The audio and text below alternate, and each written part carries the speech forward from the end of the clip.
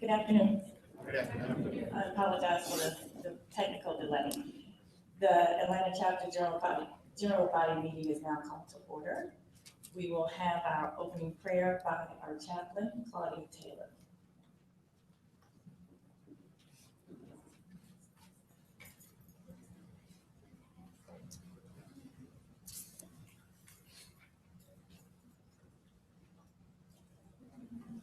Good afternoon. Before I get started, you all should have a piece of paper in your chair that says prayer request.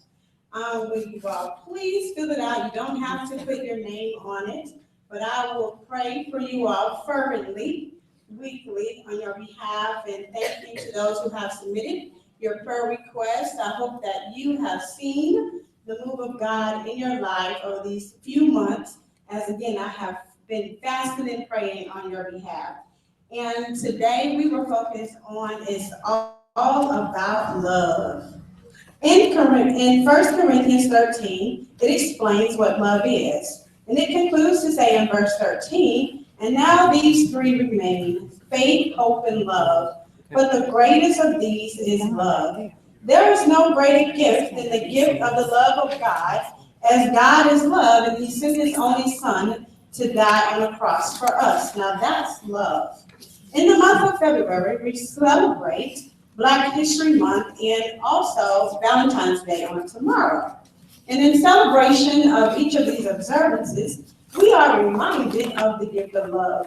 As we embark on our history, we must be cognizant of the love our ancestors showed as they fought for our rights. It was through their blood, sweat, and tears that afforded us the opportunity to obtain an education, to exercise our right to vote in an education, and to build our churches. And the love and dedication our ancestors had for us is the reason why we can say that we are alums of Clark Atlanta University. And we thank God for such an outstanding institution as Clark Atlanta University. Tomorrow is the day that many of us will express our love to our spouses, children, and our friends through some type of tangible gift. As we do this, let's do so with genuine love and write 2 Corinthians 9 and 7 on the tablets of our hearts. As it says that each one should give what they have decided in their heart, not reluctantly or under compulsion, for God loves a cheerful giver. Or even remember the words of NDRE, that the highest expression of love is to give without expecting, and the highest expression of love is to accept without deception.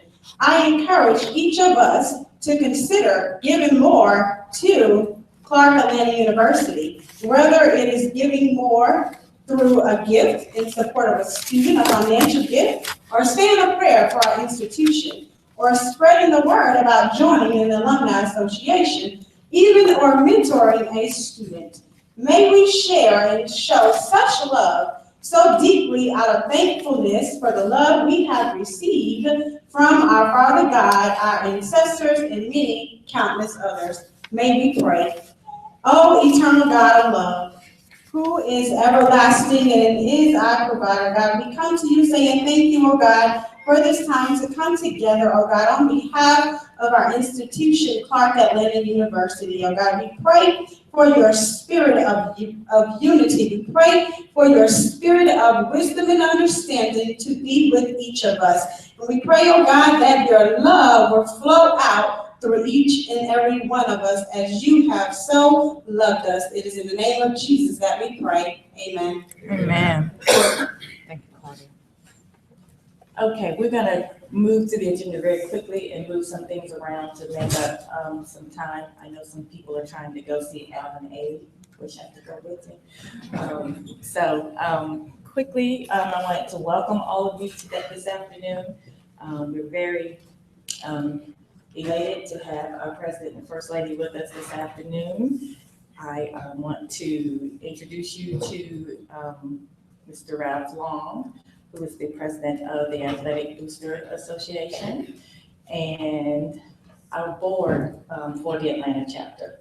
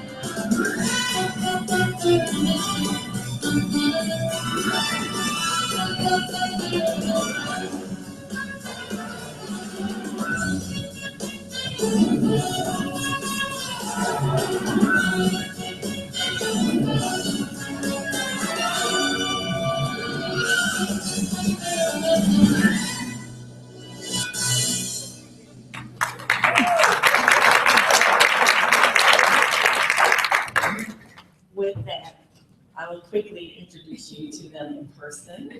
The superheroes are Harold Little is our Vice President.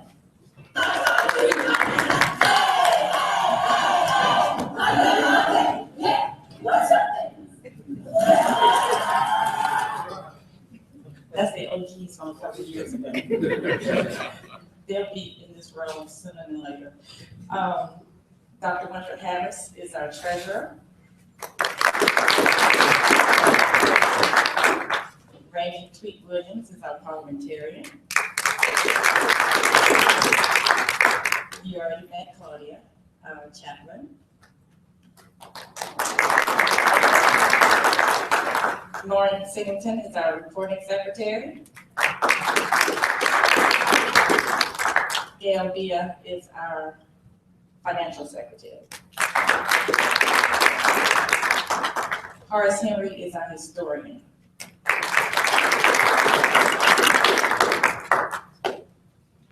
That's everyone, isn't it? Okay. All right, so. Oh, I'm sorry. Oh, she's gonna pledge me after this. Beverly Bird Davis is our correspondence secretary. Some of us never get out blind. Okay. I want to make an appeal to you about being a member of the Atlanta chapter. In your seats, you have a membership application and a letter from me about the importance of you being a member of the association. I would just appeal to you to consider being a part of our vision to move the university forward and consider it an opportunity to not only enhance the value of the university, but the value of your degree. Okay, next, and I'm sorry because I wasn't expecting to have to go between these microphones. We are going to have treasurer's report from Dr. Harris.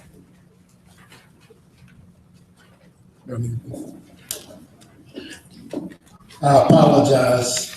In all of the conversations that I had with our president, I sort of thought that this was a special meeting. I didn't bring the treasurer's report. I'm sorry.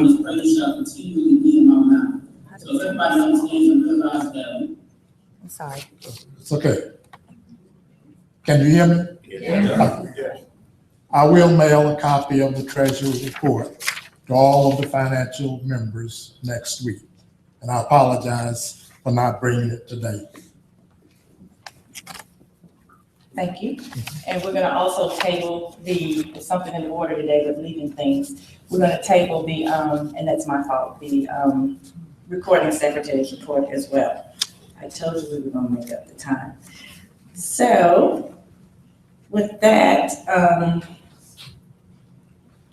old business, we are very much in need of people to sign up for committees, particularly someone to help with us to plan a day of community service for the Atlanta chapter. The vision for this project will be that we'll pick a day where we're in different places around the metro area performing community service. So if any of you have any alliances with any organizations or have a passion for something that you're already working with, please let us know and sign up for one of the committees. And we're also in dire need of someone, I'm thinking a millennial would be perfect for this, as a social media director. Someone who's willing to make a commitment to do what needs to be done in that role pretty much on a daily basis. Okay, new business. I want to remind you that the Spirit of Greatness is next month Someone help me with the date. 19th, I was gonna say the 18th, but it's March the 18th. 19th. It is the university's major fundraiser for the year. A lot of people actually don't realize that. We do not get dressed up, pay $150 just to have dinner. It is a fundraiser and it helps with scholarships. So consider putting it on your calendar. Okay, we have, give me just a second here.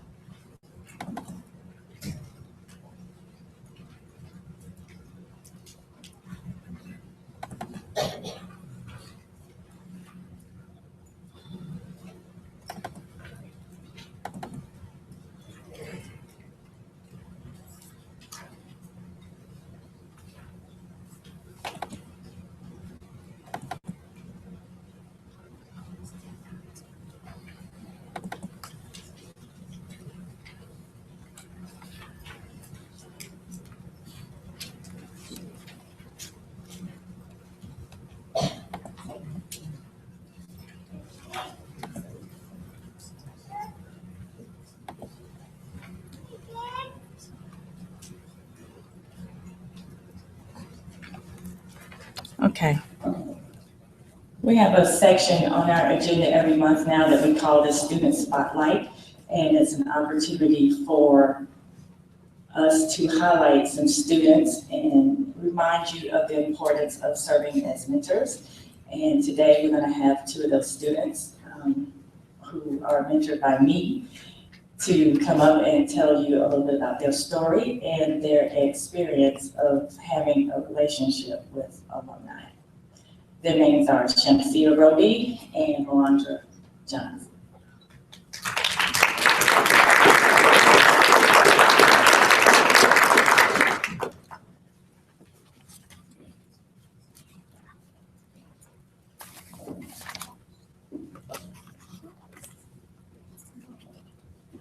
Got it?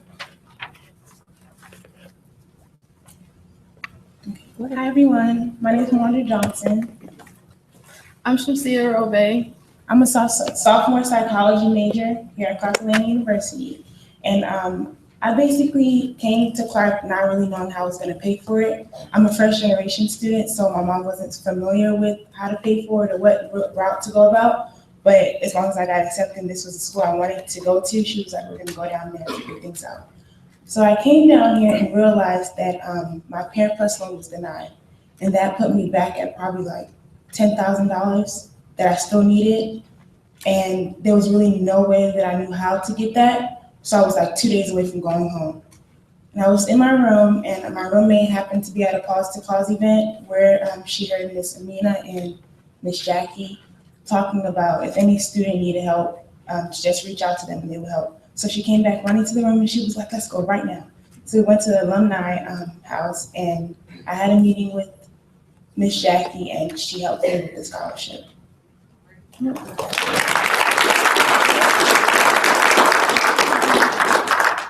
My name is Shamsia Robe. I'm a sophomore psychology major and I'm from Minnesota. And when I came to Clark, I came by myself because my parents I was born in Ethiopia, so they don't really, they always wanted us to go to school, but they didn't really know much.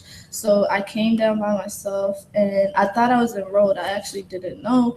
And then I found out I wasn't enrolled. And then they wouldn't do the Parent Plus loan because it's against our religion.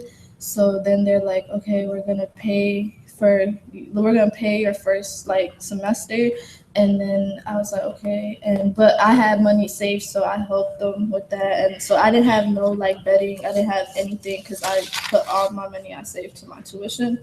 So I met Miss Jackie and Miss Irene at the Pause for Cause event, and I spoke to them, and then they helped me with my books, my bedding, my like groceries and everything, and then yeah, that was how I ended up staying at Clark.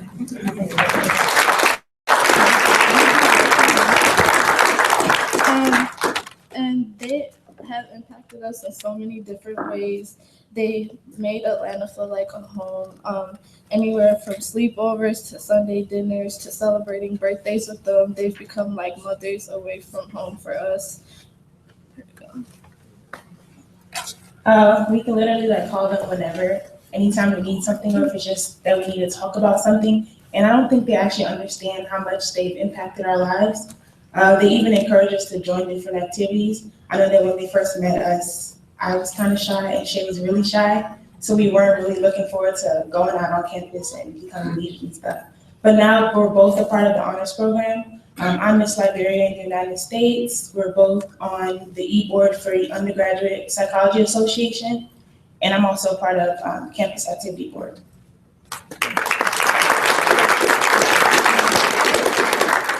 To everyone who doesn't have a mentee, you guys should get one because you probably don't know how much of an impact you guys can have on students. So if you don't have one, get one.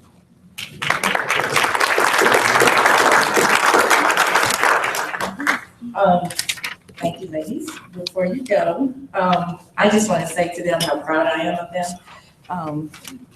They're being very modest about how I just hustle to make it here. Mo doesn't know I'm getting ready to do this to her, but she's had a very interesting week. Somebody hit her and kept going the other day in a car. And her birthday is tomorrow. So I want y'all to show her a little love because her birthday is tomorrow.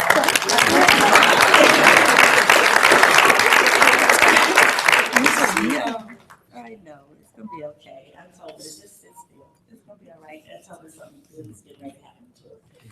That's usually what happens when it seems like things are piling on, but they're very bright. Shay was not in the honors program her first semester, and because of the situation, I talked to Chris and knew that because if she could get in the honors program, she had the grades, it would open doors for her to get scholarships, and she ended up doing what she had to do.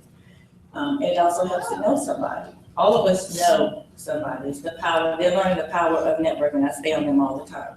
This one would not talk. Mo often says, "Now I want the old Shay back." So, JT, forgive me. He told me he couldn't come today, so I forgot that he was sitting back there when I brought the girls up. But I'm gonna let John Thomas Garner tell his story as well. Good afternoon to everyone. Dr. Johnson, First Lady, how you doing? As she stated, my name is John Thomas Garner. I go by JT. Anyone who knows me by JT, I didn't prepare to say anything, so everything is very genuine and modest. When I met Miss Irene Hill, it was my sophomore year. She was walking in the cafeteria down the aisle, just walking past, and I see her AKA jacket on my outfit, so I said, "So hey, first fan." And I was sitting down with some other students, and she came to sit down and she talked to us about 30 minutes. Instantly, I felt a connection with her, and I knew that I would have a relationship with her. And she felt the same way. She invited me to come to the Alumni house. They had some high school students over there, and I was a step coach at the time. So I had my step kids, we performed for them, and we kind of talked to them about college. Having alumni in your life while you're going through your college and matriculation is very important for multiple reasons for them. For a lot of people, maybe for finance, but just like them, I come from a single family home, first generation of college. But at the time when I met Ms. Irene Hill, I didn't have the finance issue because I met my connections already. But she taught me different things as far as character building my life, just who I am for reasons because of her. And I started my own organization, my own mentoring organization. I have over 100 mentees myself. So just having a mentee in your life, you kind of impact us because you're our shadow. You know, we follow your shadow. We're your shadow. You're our mother, our father, our sisters and brother away from home. So you kind of teaches us without trying to teach us, and that's something we appreciate. You know, and as many times I try to show gratitude as much as I can. So I called over just to be here, just to let you guys know that we need you guys. We want you guys. I mean, at times we do not show up to events because I mean, our generation, we kind of get distracted very easily, social media and different things. But we want you guys to know we definitely want to see you guys more, want to build the bridge to connect with one another. Because other than Miss Amelia, I do not have another mentor. And right now I'm a senior, I'm a graduating senior, and I'm kind of lost with what I want to do after college. And she's kind of guiding me to try to find myself. And so I just want to say thank you guys for everything you have been doing and keep on trying to have Clark Elementary grow and become what we used to be.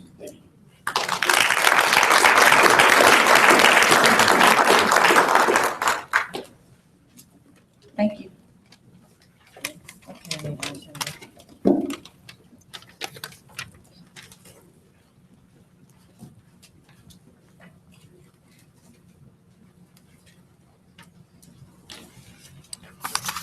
Okay, the next thing that I need to do is, I need to talk to you all about, I'll try to talk loud, about the new tools available to alumni. One of the things that I'm very excited about today is that we're kicking off our Coca-Cola Matching Alumni Gift Challenge. And what that means is, let me get my notes so I get it right. Coca-Cola has, and y'all will correct me if I'm wrong, given us, I need my computer, it's not gonna matter, giving us a grant for $1.1 million and $1 million. And the challenge for us is to raise $1 million in order to get that $1 million from them. And there are some new tools that have been implemented by institutional advancement. I am going to very briefly show you those because the people who are the experts at doing that are not here today.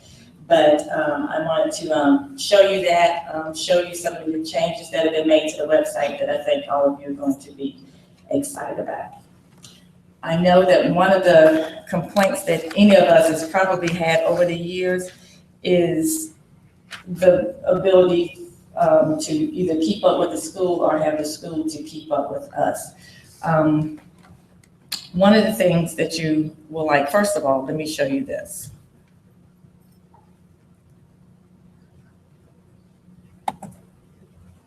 Since our establishment in 1988, Clark Atlanta University has prided itself on a culture of service and achieving excellence.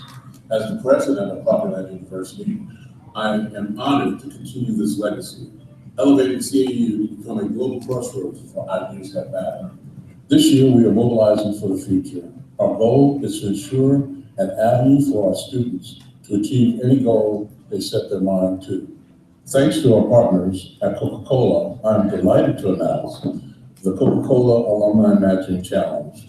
In recognition of this extraordinary legacy, the Coca-Cola Foundation has awarded CAU a $1 million alumni matching gift. Here's how it works. Coca-Cola will match dollar for dollar any personal donations CAU alumni make above and beyond the respective levels of giving in fiscal year 2015. That translates up to $2 million in critical resources for CAU as we mobilize for the future. Opportunities like these have helped pave the way for CAU alumni such as Mary Towser Alexander, Kenny Leon, Alex Cummings, and Helen Price, just to name a few. Miss Alexander was the first African-American female to appear in Coca-Cola advertising.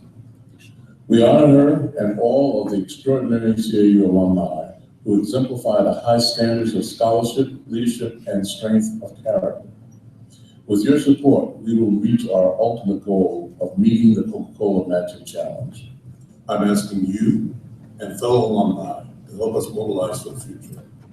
If you would like to invest in our future, you can do so through our website or text the phone number below. Thank you for your contribution.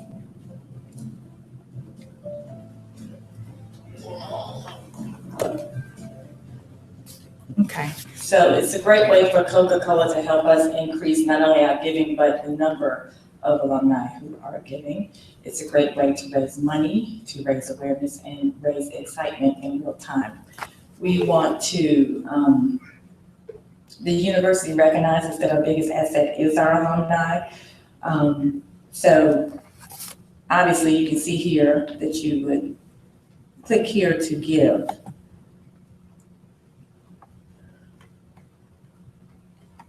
Okay. All right. Here you can see you can give any amount now. All the categories that there used to be are kind of minimalized. If you don't want to use one of these categories, you can put your information right here. You can also, you have options for where you want it designated.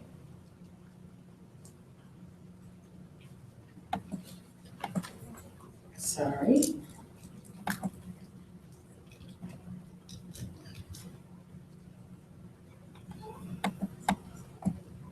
Okay, here's something that I'm very excited about that I know a lot of us will be too. We can now give recurring gifts, monthly recurring gifts. If you want to give the university a certain sum of money, but you don't have it at the time to write the check, you can go right here where it says monthly recurring. You pick the day of the month. Well, it's the first of the month. And then you tell it what month that you want it to come out on. You designate whether or not you're giving on behalf of a corporation, or you can give anonymously. Right here, for example, if you're trying to do $1,200 a year, you would type a note here to the effect that you want to give $1,200 over the course of 12 months in increments of $100. And then let us know what prompted you to do it. You have those options right there. And down here's your billing information,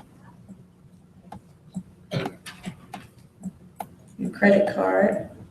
Here's another great thing, matching gifts. We can never do enough to take advantage of the matching gifts that our employers provide. So think about this.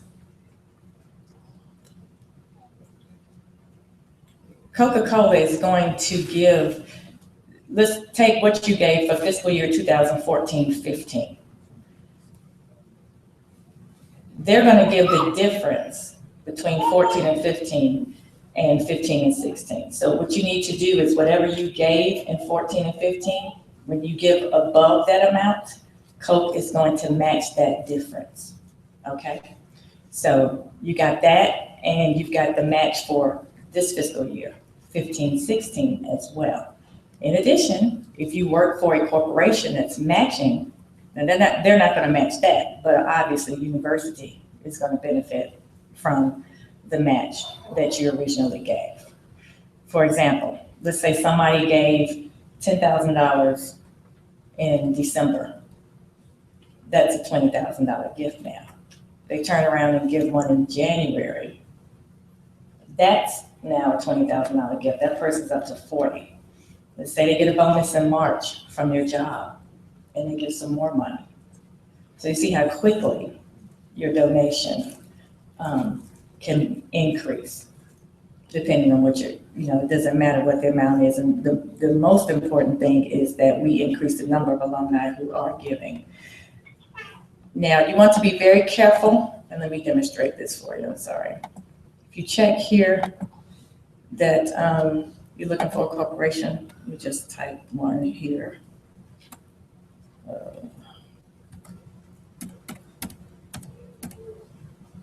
You click, I'm sorry. Mouse pad is very sensitive. You click right here and look for your company, and then it brings up the search. And you hit search and it lets you know whether or not they're part of, Blackball will actually do the search. That's the company that part of this is attached to. That's the company that owns Razor's Edge, and Razor's Edge is our CRM, our database. And that's how the school keeps up with alumni.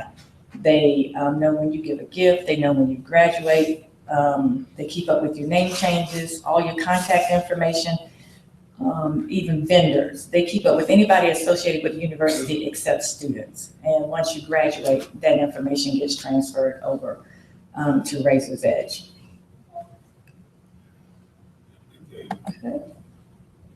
Be very careful with this tribute information. If you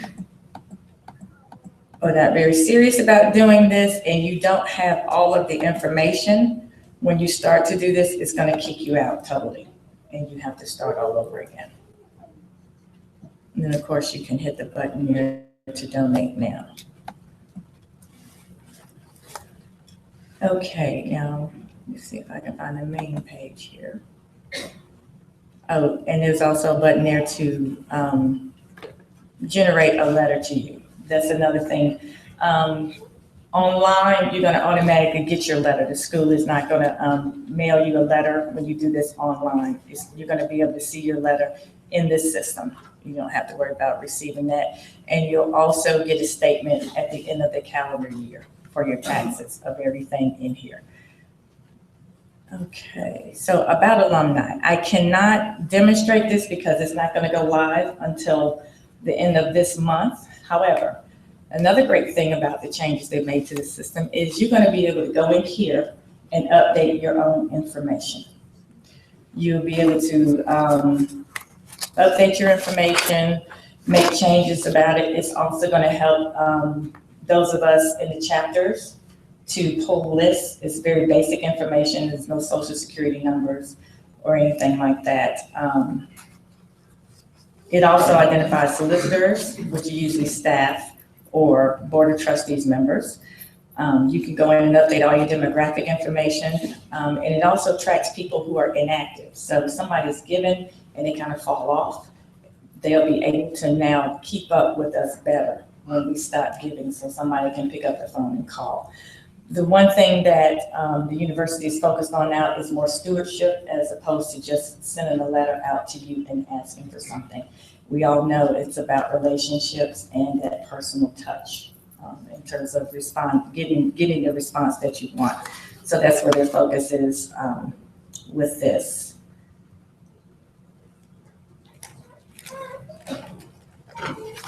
Okay.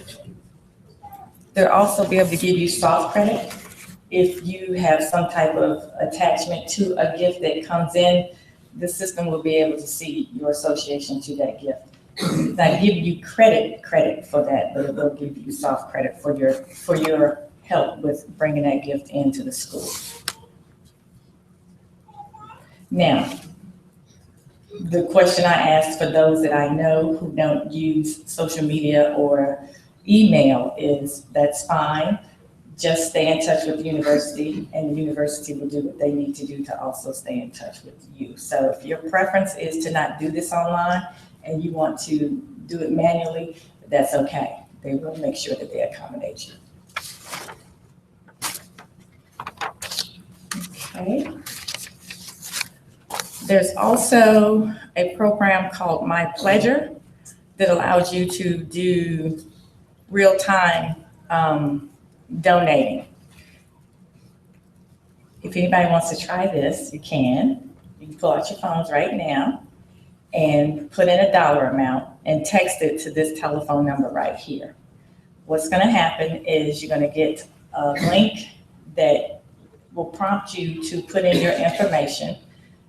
And when you do that, obviously it gives the school a way to track you. Now, this is much better than your typical texting programs, like the things you see on your cell phones, because this is going to collect the money. And those programs tend to take, I understand, sometimes up to 90 days. If you put a dollar amount in your phone right now and text an actual donation to this number, it's going to come out of your account over the weekend. If you can also do pledges, but it will follow up with you. You would get phone calls, you would get letters. It will continue to remind you. And there's flexibility. They can say every day, they can say every week, but it will continue to follow up with you until you fulfill your pledge.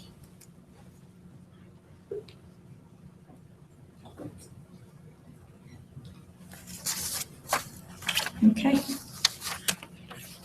I think that is it for the new tools. How do y'all like those? Great.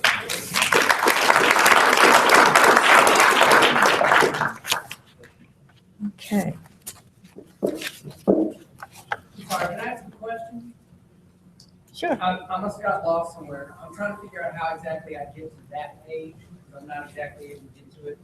We would, if, Is that from the invest.cau.edu? no, there are links for My Pleasure. So you get there's a link to text and there's a link where people can, that just lets you make a donation. And that all terminates from that one. How do you get to it? Okay. No, they have to send you the link. If you're using My Pleasure, somebody has, Okay, you put in the phone number. thank you. You send a text message to the phone number with a dollar amount in it. And then it's gonna respond back to you with a text for you to put in all the information so you can make your payment and put in all your demographic information. That's awesome. And then there's also links that if I have links that I could email to all of you to click or text. So it's very real-time tool. Amina, what is the site to get to this page? This is, you want to go to the CAU.edu page to use the other tools. I mean, you can, it's the same thing to donate for the COVID challenge. This is more when you're doing something live, like we could actually start raising money today if y'all pull out your phones and start texting dollar amounts. That would start the Atlanta chapter's fundraising goals and objectives to help the school with this campaign. Armina? Yes. For those who are not sure how much we gave in the previous year, I mean, where can we call a number? Call institutional advancement. That's the good thing about this system also, is you'll be able to go in here and see what your giving was. That's gonna be live at the end of February. The alumni piece is not up for us to demonstrate it today. It's actually going to be a database that we have access to.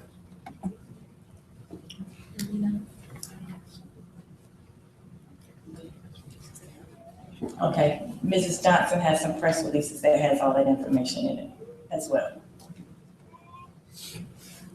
Okay, so.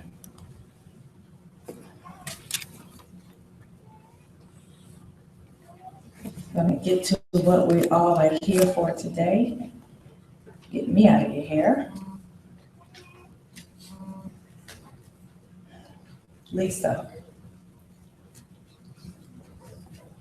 Wilson.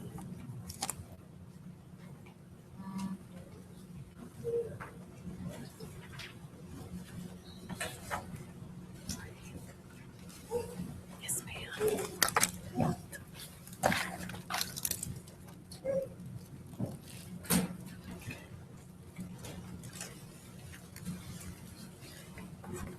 Okay, today we have with us a very special guest. Our cause is to raise up graduates who far transcend the capacity to merely change the world. We must wholly engage ourselves in educating a generation of warriors who will create a new world. History challenges us toward this goal. Evolution threatens us if we do not accept it. That is a quote from the fourth president of Clark Atlanta University, Dr. Ronald A. Johnson. I'm not going to be long. You can go to the website to look at his background. I will tell you when it was announced that Dr. Johnson and Mrs. Johnson were coming to our university, I read his background. I liked what I saw. I saw the finance background. I saw that everywhere he has been for a B school, it's a better B school when he leaves. His background is extensive, and one thing I know from listening to him, and you notice today on some of the material that's in your chairs, you see a chessboard. And usually when you hear him talking about mobilizing for the future, he makes a reference to the game of chess as it relates to how we need to approach our strategy to move the university forward. And I will tell you, he is certainly encouraging us to play chess and not checkers. So with that, I will delay no more and give you our fourth president of Clark Atlanta University, Dr. Ronald A. Johnson.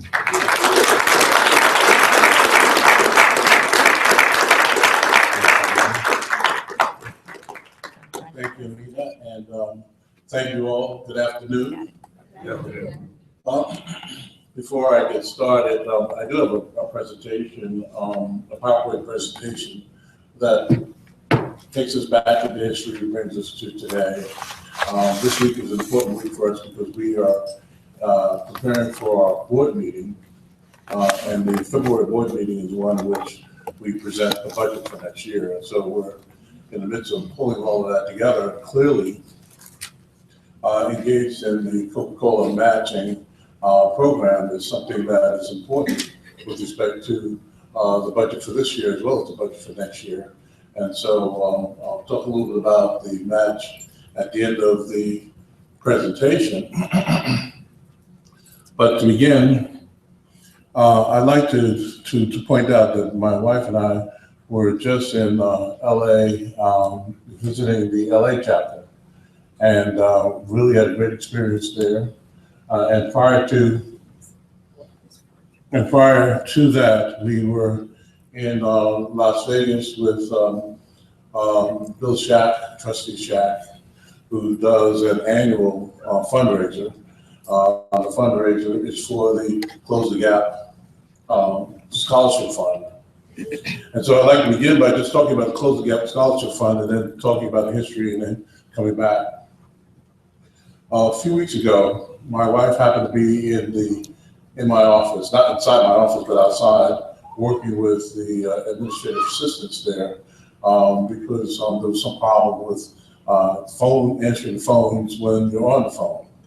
And I wasn't there. And she happened to pick up a call from a woman in New York who was the aunt of a young lady who had gotten a call from an unfortunate call from our student accounts. The woman in New York said that her niece received that call. The call was that she had that $5,000 by tomorrow, otherwise she was going to be purged. So my wife, hearing this, then brought this to my attention, and then I asked Marilyn Davis, our chief of staff, to look into this because it didn't sound right. And Marilyn then sat down with our CFO, and they discovered that this young lady did qualify for a Close the Gap scholarship for $2,600. Now, the interesting thing about this particular young lady is that her parents had a payment plan with the university in the fall, and they made every payment. But it happened to them was that they had also put in for what's called a Parents Plus loan. And in the middle of the fall, they were denied.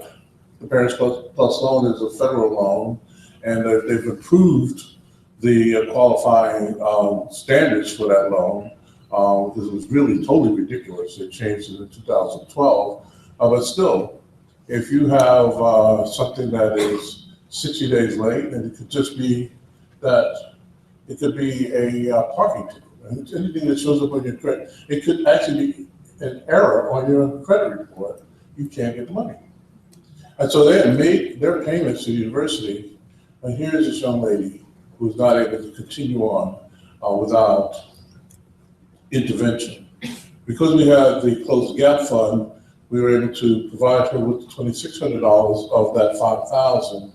Her parents were able to put together a plan to make the difference, and so she was able to register.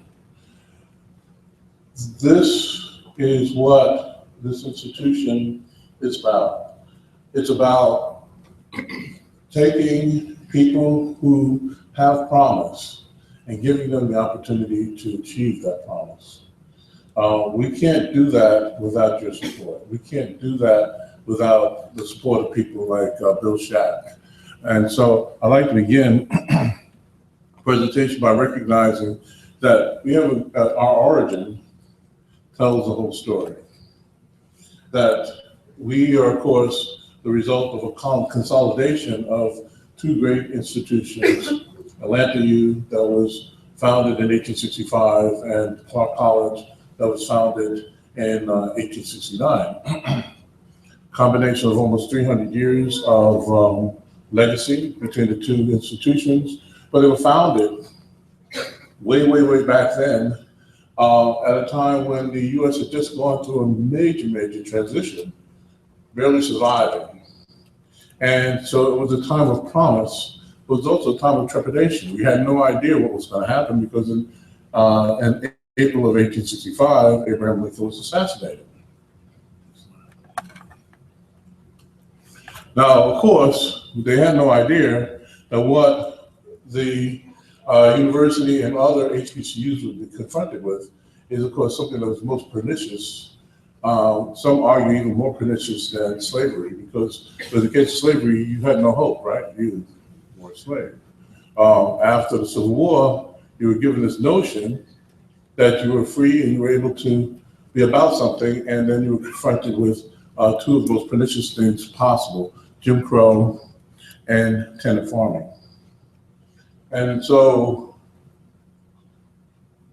the promise, though, by former slaves that established these two institutions, our parent institutions, the promise, though, was to provide education. And in fact, some say that education for the African American back then and even today is actually more important than food.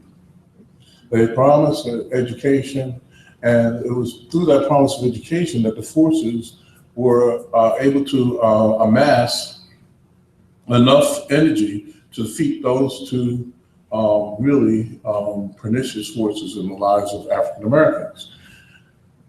The promise of education also came with it what I call social equity. Social equity is this building that we're standing in today. It's the university itself. So both the activity of the university in terms of the promise of education, but the university itself has been delivered into the future, making a change in the society for the better. So now, with that as a backdrop, let's just talk about CAU today. As you can see up there on the screen, and you all know that we are a private, not-for-profit institution. We are, in terms of our enrollment, we still have a lopsided enrollment where it's a 3-to-1 match in terms of male to female. As Trustee Shack said, he wants to go to that school. Our enrollment in this year was 3,661, which marks 3 consistent semesters of increasing enrollment at the university. We are the largest member of the 37-member United Negro College Fund. We are also the largest HBCU that is affiliated with the United Methodist Church. There are 11 institutions, including Meharry School of Medicine, that are part of that group. Of course, we have basically 4 areas of principal study: arts and sciences, business administration, education, and social work. And of course, we have degree programs going all the way from bachelor's degrees to PhDs. We are like other small independent colleges where we have a faculty-student ratio that's small, 15-to-1, and that suggests that we're in line with our other institutions, not just HBCUs, and that's something that's important for a liberal arts school. 81% of our faculty have terminal degrees, and 67% of our faculty are tenured. Our tuition and fees are not low, but they're not high either. $21,334 for undergraduate fee. Room and board is $9,000. That's basically the cost of housing and food for students. And then, of course, we have additional costs for graduate students. And then for those who don't know or don't remember, we are a member of the SIAC, NC2A Division 2. Now, of course, for those who don't know, SIAC at one time was the conference for all of the Black colleges. And what had happened then was that the larger public institutions broke off, and they formed the MEAC and the SWAC.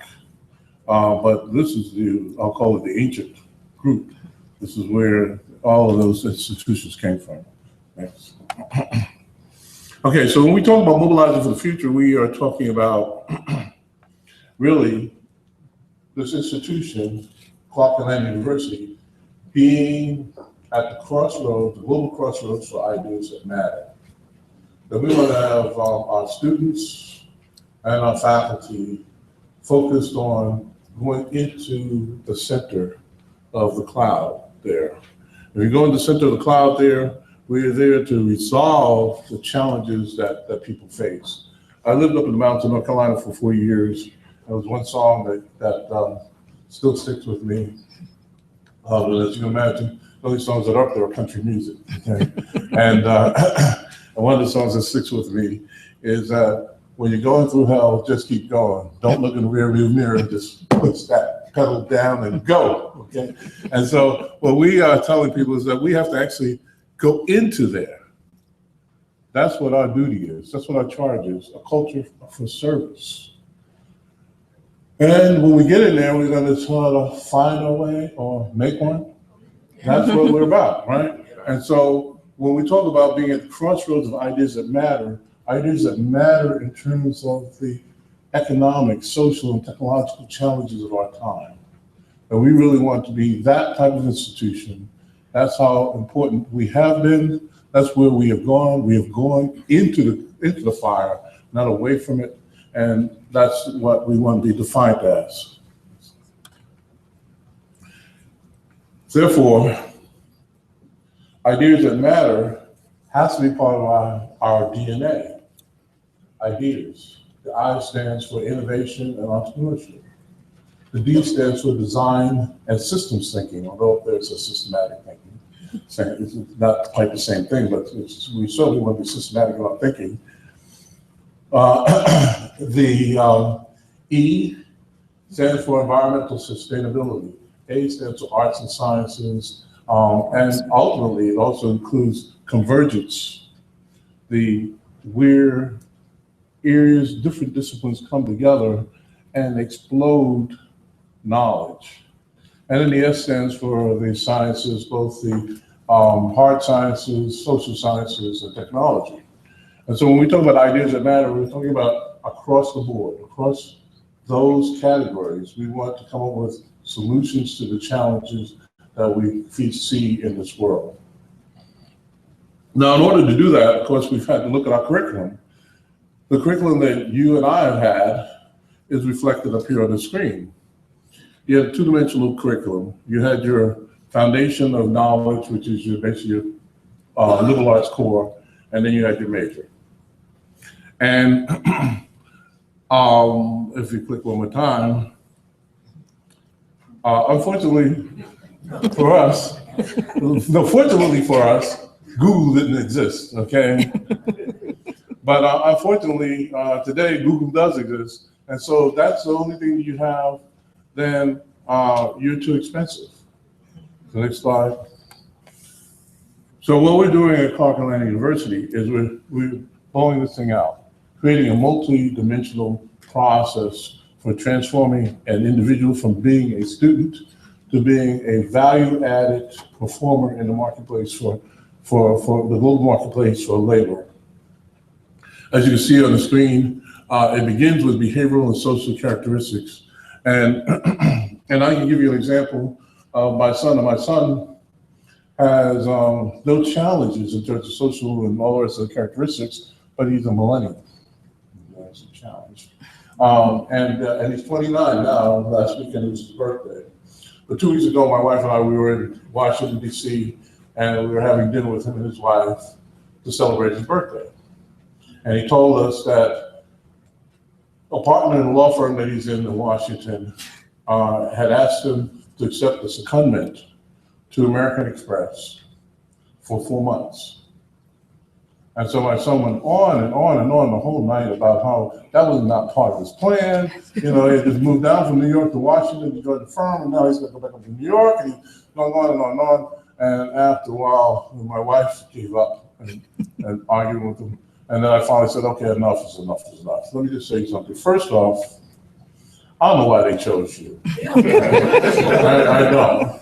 And all I can tell you is that it doesn't matter because it's not about you. That the business is about billable hours and service to clients. Okay? That's what it's about. So given that that's what it's about, then this is what I recommend to you.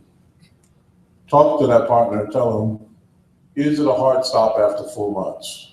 Talk to that partner and say to him that given that I'm going to be up there for 3 days a week, but we have an office in New York, why not let me stay up there for the whole time? And I'll just work in the New York office. What about my wife being able to travel periodically up there on the firm's nickel? And then last but not least, how does this count toward my billable hours? So he actually did do that. The partner said, great, you've accepted it. Then he went to see the other 6 partners in the group and they said, forget that, we can't lose him. Okay, and so my son would go. But what happened in his case, we begin with the behavioral stuff, is that he actually presented himself in a manner that really helps him within that firm. First, the partner that he talked to now sees him as a real professional.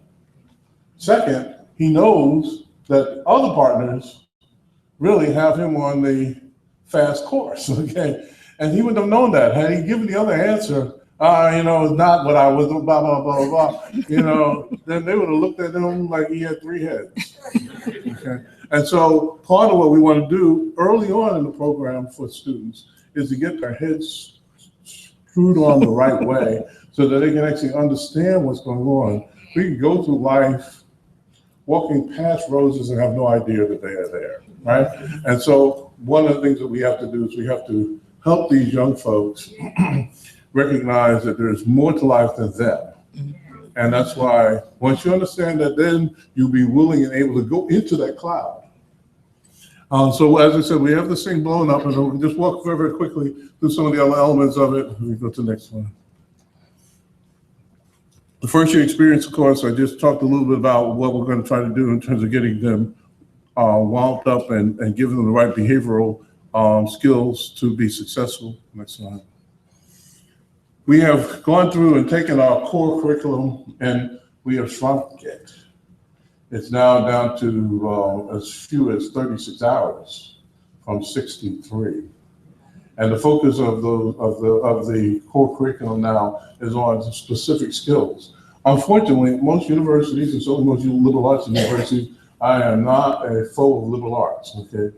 But most liberal arts universities, the core requirements are really a full employment act for faculty, because they just stick stuff in there that not necessarily have any direct benefit for the student, but it keeps them employed. And so our faculty did something that is really incredible. They made a decision that they want to get out of the Full Employment Act and they want to actually do what we came here to do, which is to help our students become fully employed.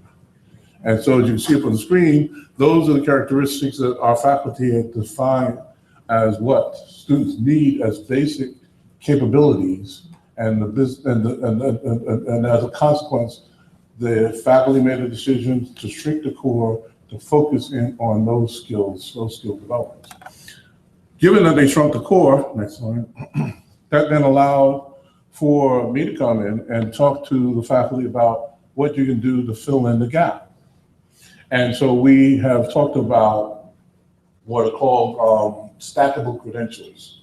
For those of you who have served in the Boy Scouts, Girl Scouts, or any sort of organization where there are competency badges that you receive, those competency badges are stackable credentials. So if you're a Boy Scout, you learn how to make a fire and you learn how to put it out, right? And each one of these badges shows a level of competency.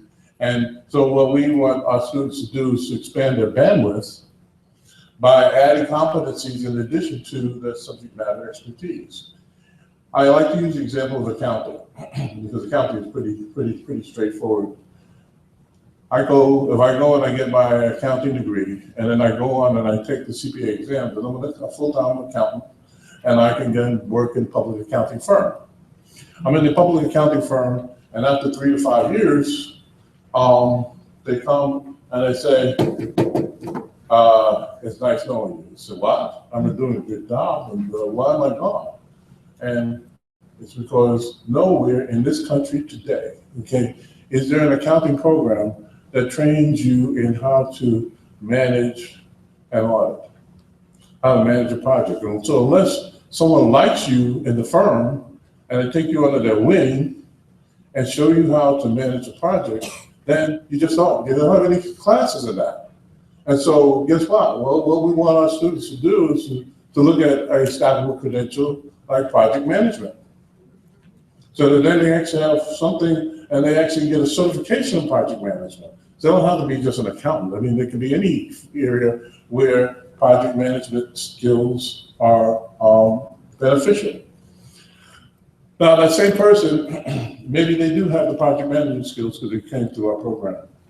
And at year 9, they're still there. And at year 9, the people say, well, it's been nice, it's been real. And say, well, why are you letting me go? I have the project management skills and I have my CPA. And they said, well, you know what? That's all well and good. But in order for the firm to survive, we actually have to sell. And tell me, anybody, you can go Google right now and tell me any accounting program in any school in this country where there's any sales training. None. So if I'm in accounting, I would then tell those people, look, you want to have a stackable credential in running projects. You want to have a stackable credential in selling.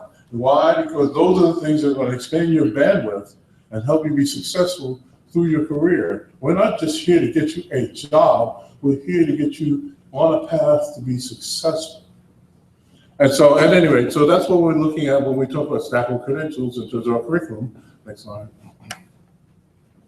And then last but not least, in terms of curriculum, we really want the students to understand the domain that they are being trained for in terms of expertise. It's not simply found in books. They have to interact with people who are in those domains. And that's one of the key areas where alumni are very, very important. Obviously, in the early phases when we're trying to get their heads screwed on right, alumni are important because they can actually come and mentor the students. But at the point that they are now into their major, it is really important for us to have alumni participation because there you can tell them what really is the right path. You can tell them what do they really need to do. So I use chess as a tool and in terms of mobilizing for the future. I also tell students that you should play chess. You don't even have to be great at it. Play Scrabble. Why do you play chess or Scrabble rather than simply playing the electronic video games? And if you're going to play the video games, you can play chess or Scrabble with that. Because in chess actually captures all of the possibilities that you'll ever find in a job. Win, lose, draw. Yes, no, maybe. Okay? That's it. Everything's got to be boiled down to that when you're in business. So if you are trying to convince me to do something and I'm your boss, you've got to come to me and you actually have to forget about maybe. Okay? You have to tell me yes or no. And if you're playing Scrabble, then you're either going to win or you're going to lose, right? Okay. And so that the students need to have a sense of how these things come together. And certainly, if they have help from alumni in their specific areas of study, that would be very, very beneficial for them. Sorry. Well, now the Coca-Cola Challenge and the alumni participation, this is another area where alumni can be very, very helpful, not just the Coca-Cola Challenge, but beyond. We actually did a soft launch of the Coca-Cola Challenge at homecoming. We had these Jumbotron screens up, and we were asking people to text. Later, as Amina can tell you, my wife and I met with the leadership of the Alumni Association in Charlotte, and I'd say more than 50% of those folks said, "Oh, really? There was a Jumbotron?" I don't know what was going on in the tailgate, but they couldn't see the Jumbotron, and so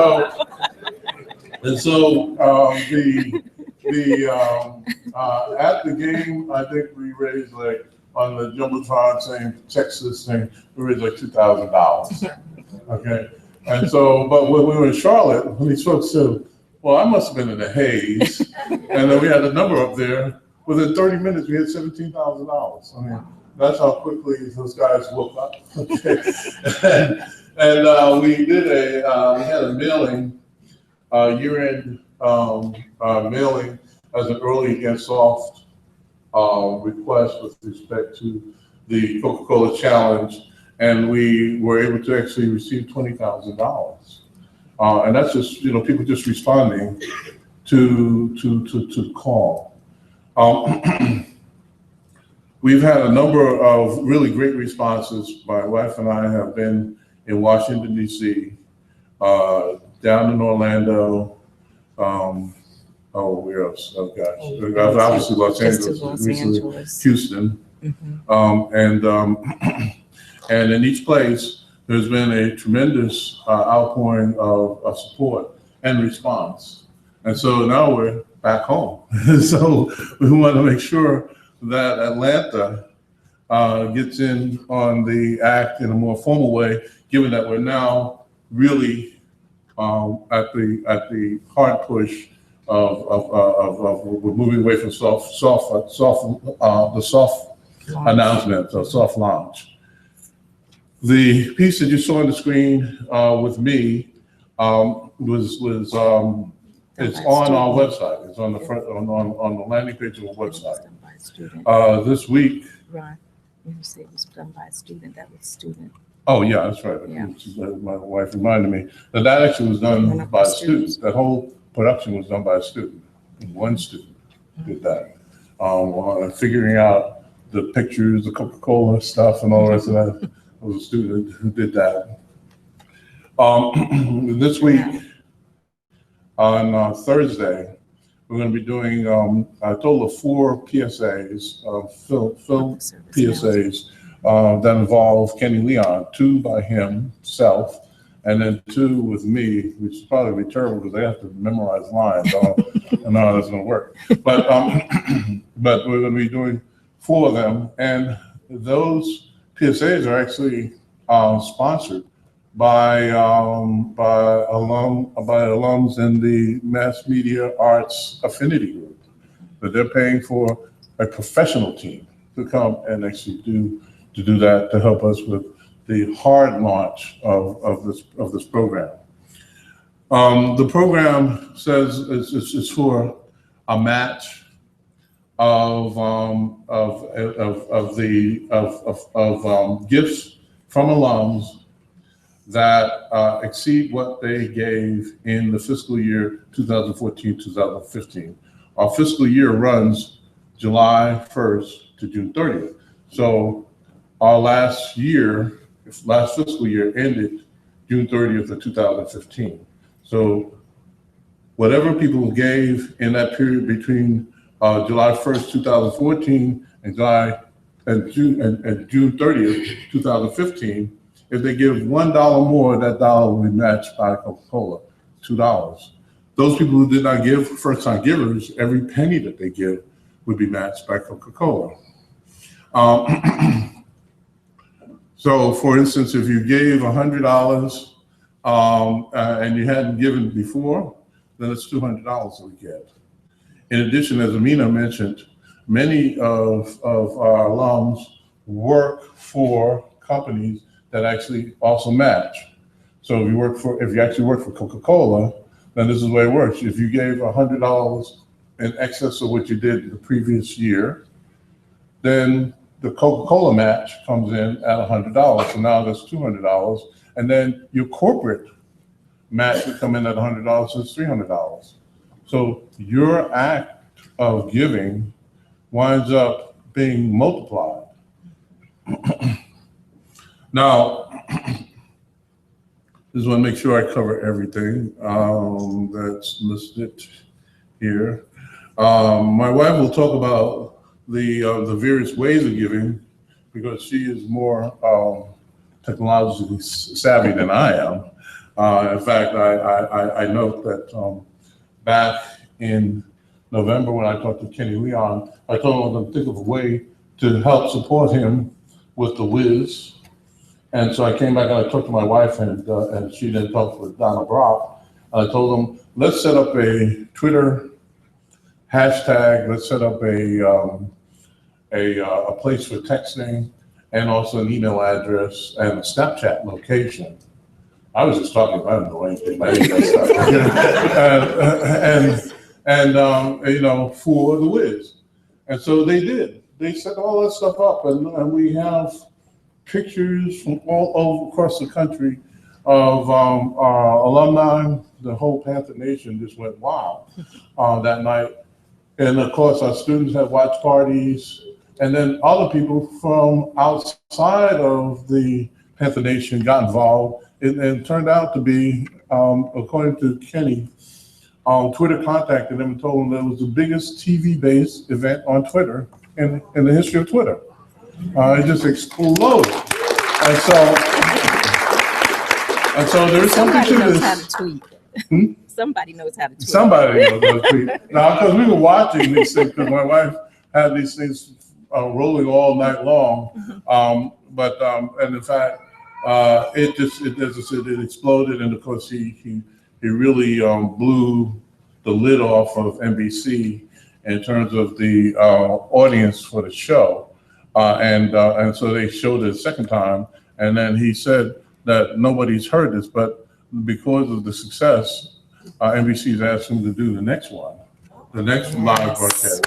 So he's really been blowing and going, and I can say that at least his alumni partners, as well as the students here, played a role in supporting his success.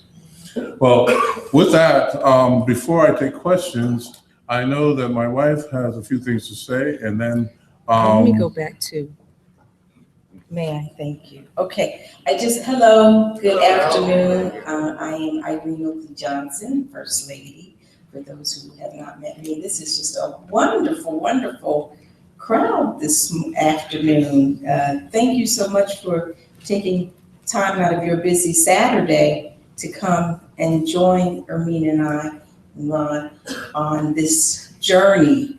We are just so excited. I wanted to address the question about the texting because when Irene was talking, he gave me his phone, and of course I dialed the number, which is a no-no. It's a text, and we all that have cell phones and text, and I text all the time. Just a reminder that you need to text the number, and then it will prompt you to give a donation, and you'll get back immediately a thank you and a receipt, which is terrific. So if you have a phone and can text, that's terrific. We are just grateful to our Alumni Association leadership, President Marshall Taggart. He's not here, but we thank him, and Ermina Hill, and all of the alumni presidents and administration leadership that really make this possible for Ron and I to go across the country to share his vision and to mobilize for the future. One of the things that we are getting ready to do, take this down and put up the CAU Day. He can work the computer very well. He may not text or tweet, but he loves PowerPoints. It's on here. Go here.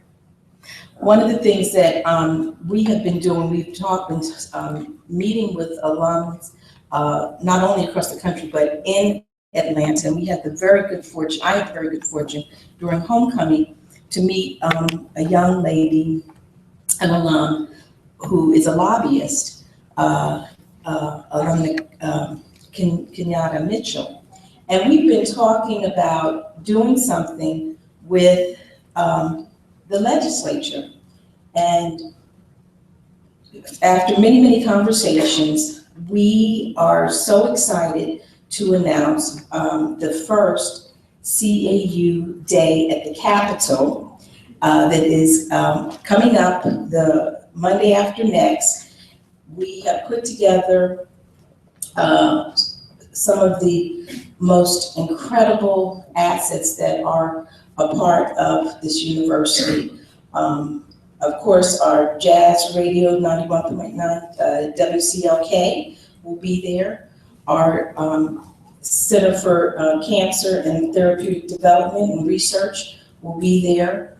Our Center for Innovation and Entrepreneurship will be there, as well as other important assets at the university that we can share with our state representatives, senators, and legislators. We're going to be at the Capitol from 1 to 5. We're actually, our prime time is 1 to 3. And I'm arranging for bus transportation for our alums and students and faculty and anyone who would like to join us in support of this venture. This is the first time we're going to be able to go down on the floor of the state capitol and have our state representatives acknowledge CAU as a powerhouse in the state. So I am just so excited about that. Yeah, you know, one of the things that is important, because we don't have a presence there at all. And as it turns out, the only HBCU that actually has in the state of Georgia that has a presence there is, of course, the Morehouse School of Medicine. Now, in our School of Social Work, which is the first school of social work in the state of Georgia, I found out this year that at some point they changed the law. Now, the law, the state government at some point in recent history decided that people in social work who work for the state need to have their master's in social work. And so folks then started to take courses at the 3 schools that offer a master's in social work. And then somewhere along the line, someone came along and had the law amended so that only that the people only take the courses at state schools. Okay. So that's an example of how we just got left out. And I can talk about other areas in which we've just got left out. You know, now Atlanta, in particular the state of Georgia, is considered Hollywood South. And the Hollywood was actually at Clark. But somehow the city has their whole system, the state and the county has their whole setup, and we're not in it. Look, everything look at us is Georgia State, Georgia Tech, and all the rest of the stuff. And part of it is that we have not been at the party. The party takes place inside, you know, in Leviticus, where the Levites are. That's where the party is. and we're sitting outside waiting. And by the time it gets outside, the meat is burnt and not, you know, there's nothing there. So the whole idea is that we really need to start to mobilize. We pay taxes in this state, we vote for people, and we need to actually make sure that we get our just deserved. And so the idea is to get as many of us out there as possible and turn back over. Thank you. Yes, I want to also mention to you that this flyer I'll be sending it out via email, and if you'd like to, please get in touch with your representative and let he or she know you are coming and that you'd like to chat with them about all the great things that this university has meant to you, as well as the great things that are going on as we mobilize for the future. We really appreciate that. We're going to have a bus leaving at 12 noon from the center here, Henderson Center, on Monday, February 22nd. And it will be rotating, so you don't have to stay there all day, but we really would love for you to come out. Our mass media affinity group is supporting us in a big way. That day is also Georgia Film Day, so we want to get out all of our theater arts folks and media people that really need to have a voice. And we want to make sure that we have a voice at the state capitol, and with your support and help, we can do that. So if you have any questions about that, I'll be happy to take them, and look forward to seeing you on Monday, February 22nd.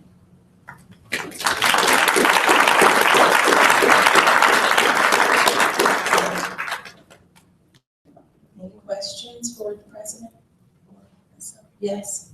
Hi, relating to the CAU Day at the Capitol, will you guys provide information or a script or something about the things that you'd like for us to highlight or talk about? Yes, thank you for bringing that up. There are three main major initiatives that the state legislative body is focused on. I'll mention one, which is the film industry. That's a huge allocation of dollars that's going to the film industry. And so that's an area. Also, an area that is of great focus is STEM education, science, technology, engineering, and math.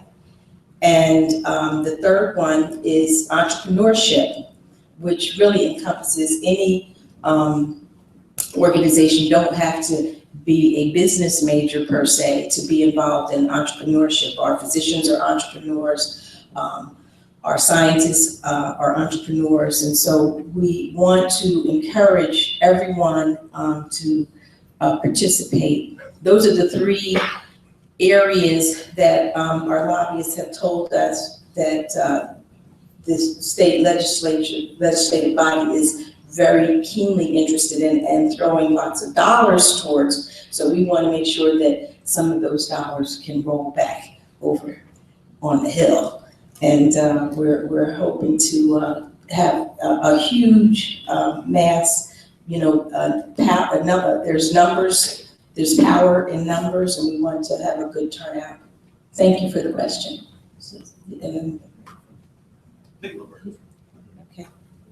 Okay. Ralph Long, class of 66, Clark College. As a certified project manager, when are we going to have an illustration of the initiatives from the enterprise level for projects that are emanated from your students, your alumni, your faculty, and et cetera, so that we can broadcast and broaden the experiences of the students as we progress? That's a great question, and I'm actually going to answer the question in two parts. The first part is that we're going to begin to actually train staff so that they understand how to run projects. Now, at Texas Southern, in the business school, I trained a number of my people so that they understood, because the people are doing things, and I just said, well, it looks like Bambi on ice. Bambi, it's out there, but it's not really skating. And in today's world, you can't lose that much time and energy.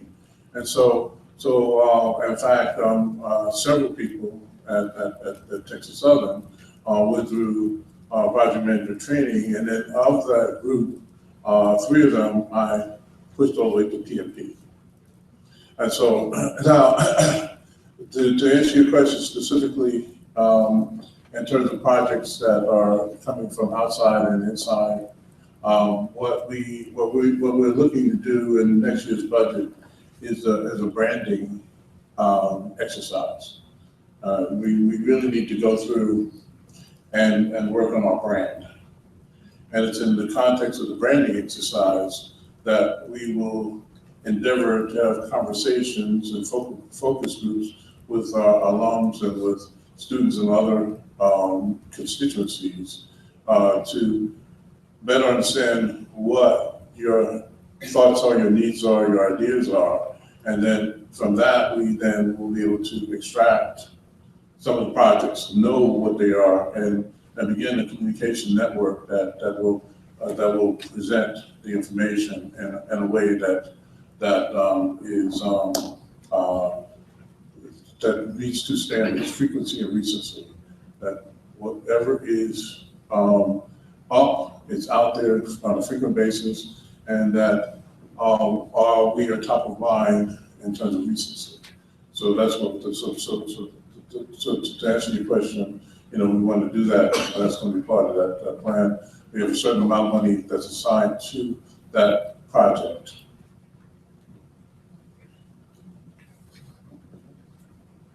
Yes.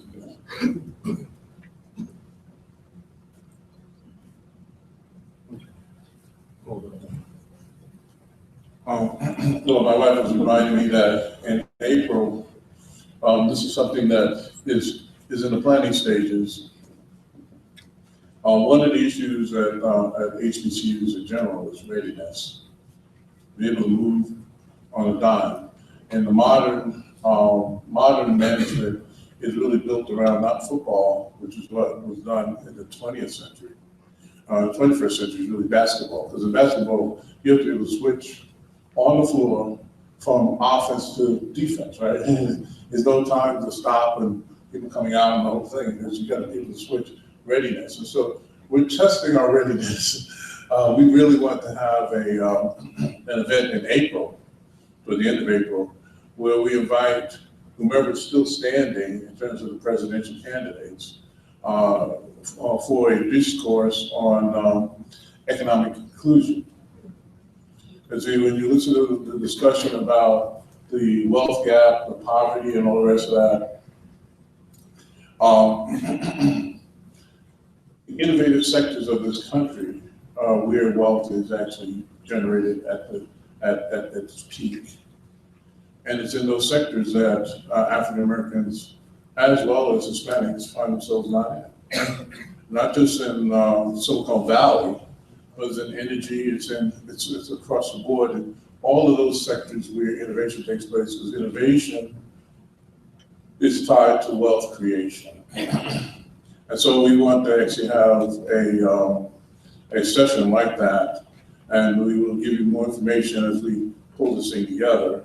And we will, because we plan to have people come from Silicon Valley as well as elsewhere to talk about economic inclusion. It's really, I think it's a critical subject for us, and it's an example of how we can actually engage and pull a project together. So as an example, 3 weeks ago, we did a readiness test on violence on campus, and in this very audience, this very room, we had in here the police chiefs of all of the major schools here, Georgia Tech, Georgia State, as well as, of course, the AUC, the chief for Atlanta, the DA for Atlanta, the head of the Fulton County government, Cesar Mitchell. We had this whole stage was stacked with folks here in order to address the issues of violence, both sexual violence and violence on campus. You may have read, of course, that at Georgia State, you go to the library, because you go to the library, you get robbed. And so our students were terrified. But that night, when we had all those folks here and we went through this whole process, they were really thankful that we did this. They were able to engage in a dialogue, and in fact, they wanted to have round 2, which we're setting up. So we're practicing, projects, okay, and practicing readiness. Because once you have a project, you got to be ready to really implement it. How you doing? My name is Paul Hobson. I'm a member of the Young Alumni Council as well as I'm a graduate 2011, 2013. I do appreciate a lot of things that you are doing at the university. I definitely want to give you a compliment. My concerns is the music department. Like I said, I was in the band and the choir, and what I've noticed is that there's a decline in the music department. So I want to know what steps are you taking, or the administration is taking to implement the music department as well as the band program? That's a great question.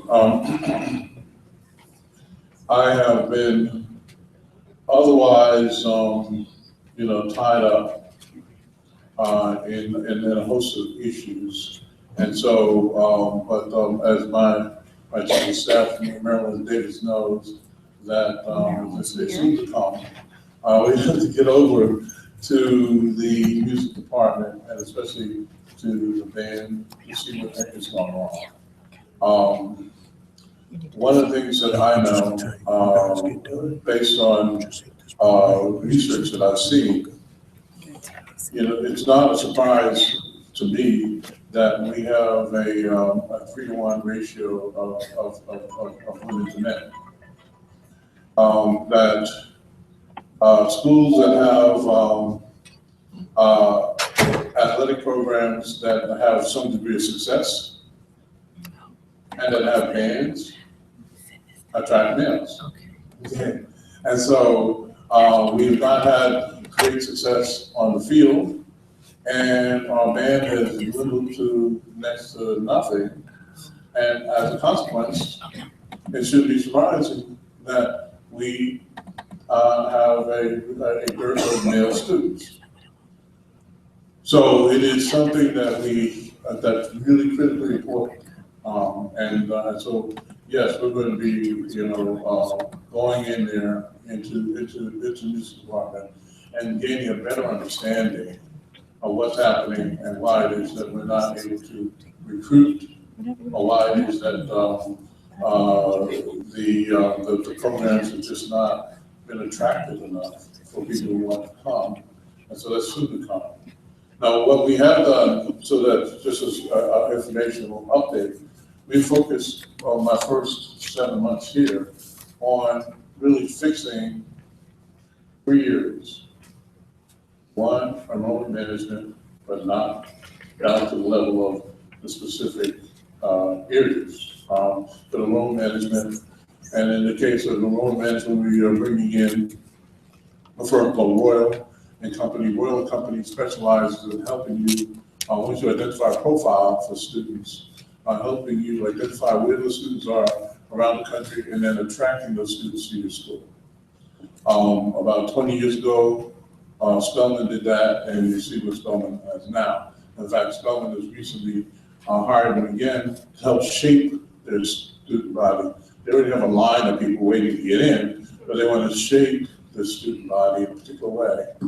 The second thing is that we have engaged a firm out of London called Big Choice Group that specializes in identifying international students who are full pay from private schools in Europe and around the world to get them to come to our school.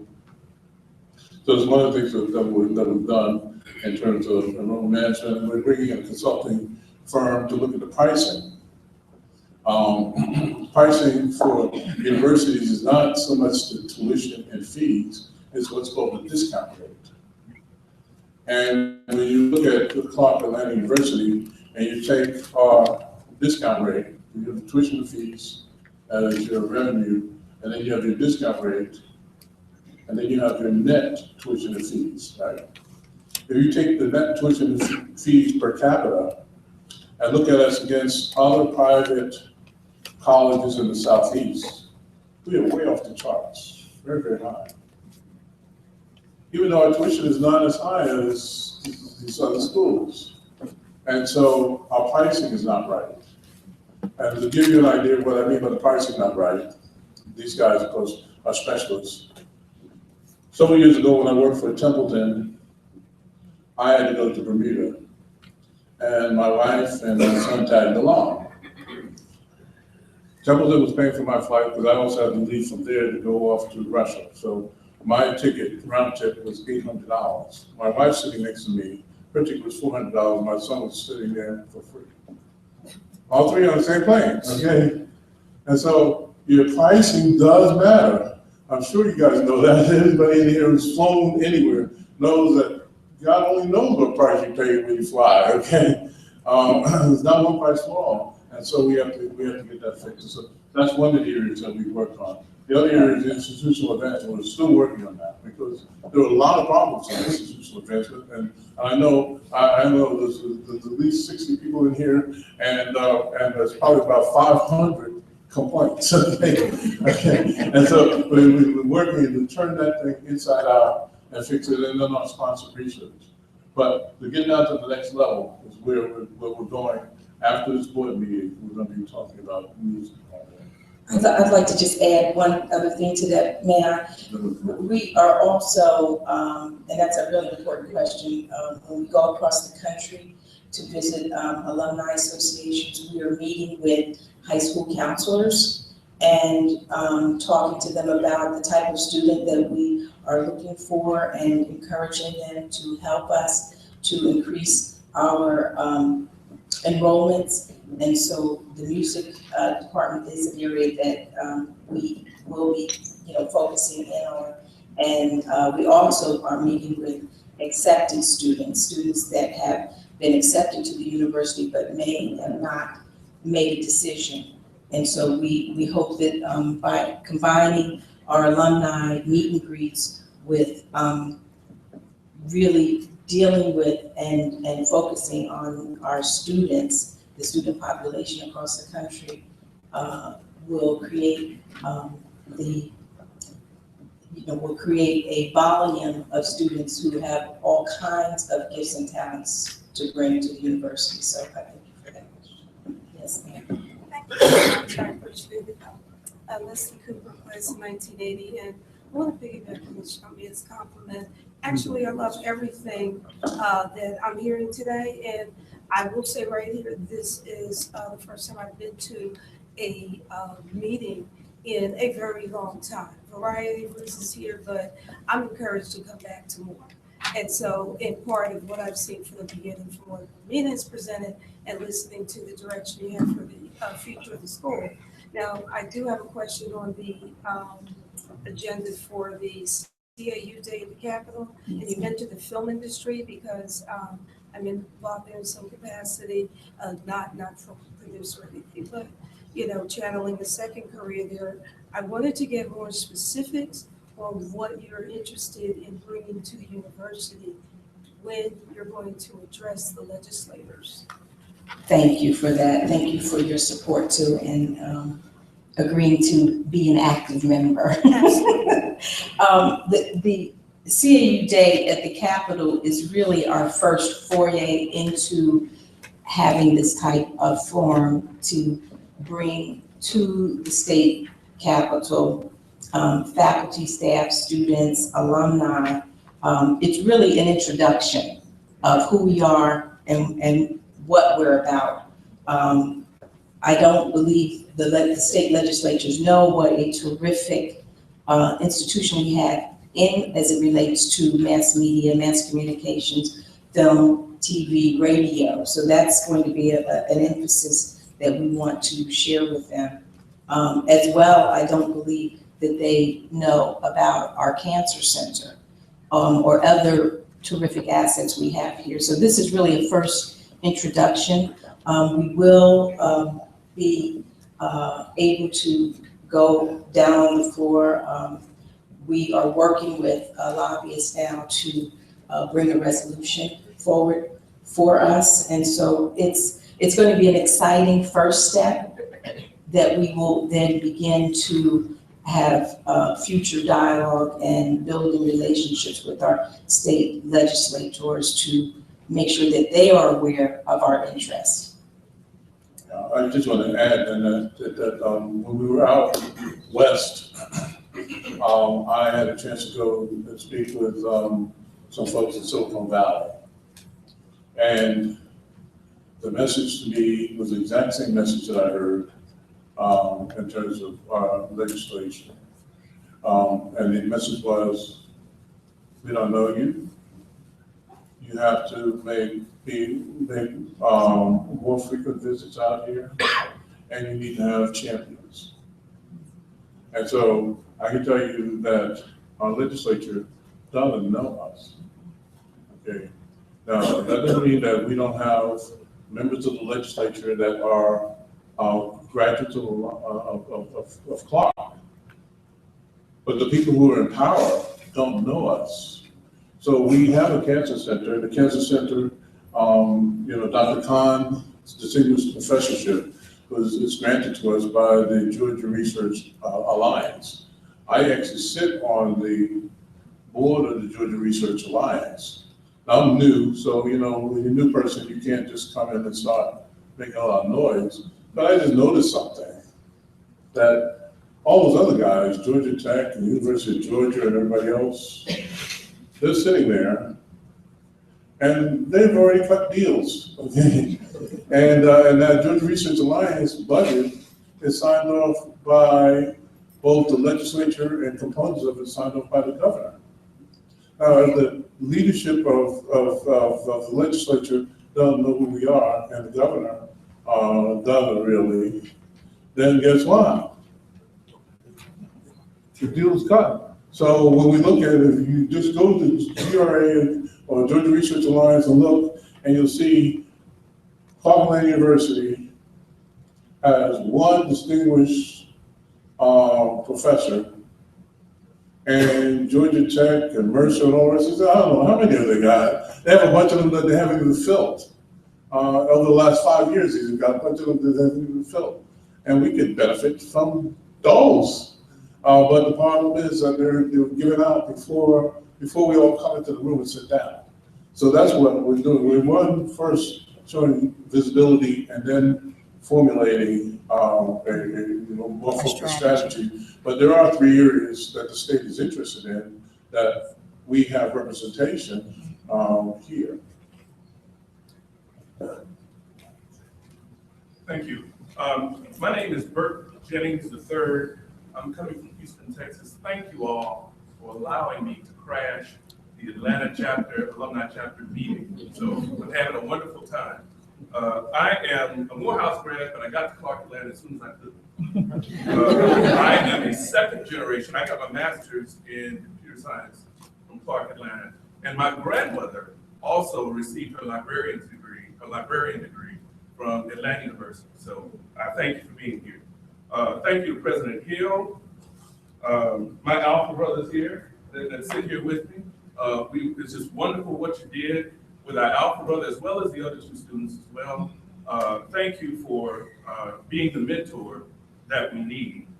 And finally, First Lady, Doctor, the White House is about to be vacated. We could have one of you as president, and maybe you as the first man.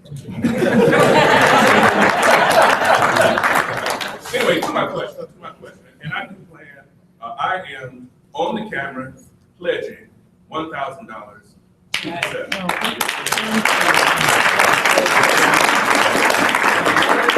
corporation. I just found out, based on the website, which I did while I was sitting here, they do match. So that's wonderful too. My question is more towards your model. You talked about competency-based phase. Are there any plans to increase adjunct faculty professorship to aid you or to aid us in getting some of that real-world experience, some of that domain expertise into the classroom? Great question.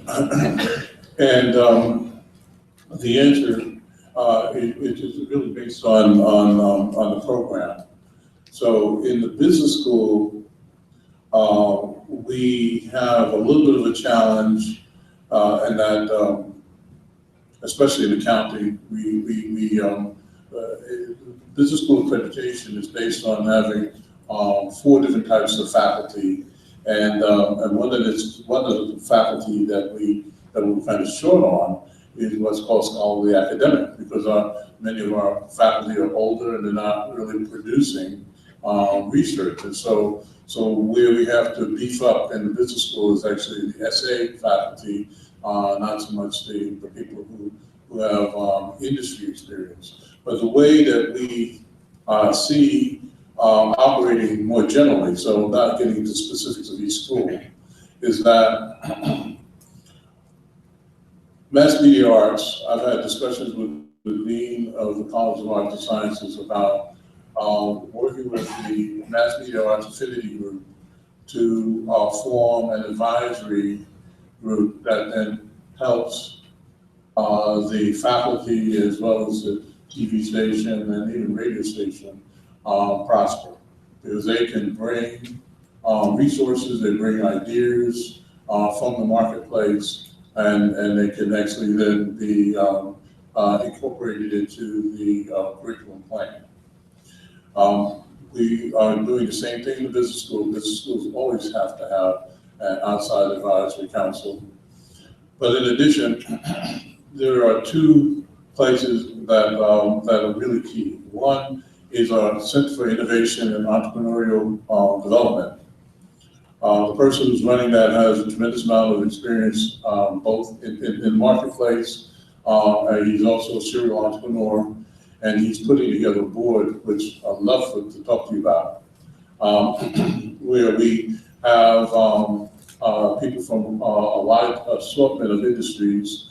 There's an alum up in Chicago that my wife and I had lunch with about 6 weeks ago, and he has agreed to serve on that board. We have to now formalize that. But bringing in alums on advisory boards will then allow us to infuse, real market situation, real market ideas into the classroom. And so that's one. But that center, as well as the Center for Undergraduate Research and Creativity, they're putting together a board as well with people who are actually in practice, so that we can actually see how in our design classes, the students working on the design can then wind up working with people in the nanotech space to develop a material that actually works in terms of that clothing that they want to design. So, but we need to have more of the influence of people in the marketplace, in the industry. And so that's what we're going to do. But as I said, each school is a little different, but certainly for those centers, we're definitely going to have people in. Okay, yes. Yeah, Bill Burns, class of 88, year at 93.